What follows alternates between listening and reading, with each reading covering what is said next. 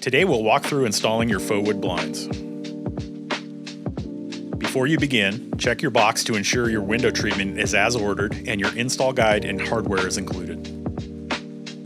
Also, confirm your blinds fit properly by holding them up to the window frame and checking measurement accuracy. For install, you will need a tape measure, screwdriver, power drill with drill bits, and a pencil.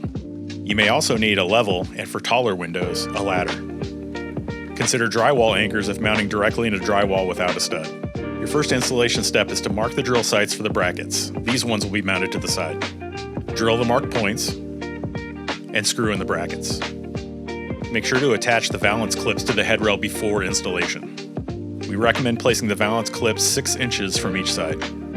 Mark both the headrail and valance to align the clips for a smooth install. Next, ensure the bracket tabs are open and slide in the headrail. Once the blinds are installed, push the tabs closed until they click into place. Attach the tilt wand to the blinds. Then, bring the valance to the headrail, slide the clips into each groove to attach the valance.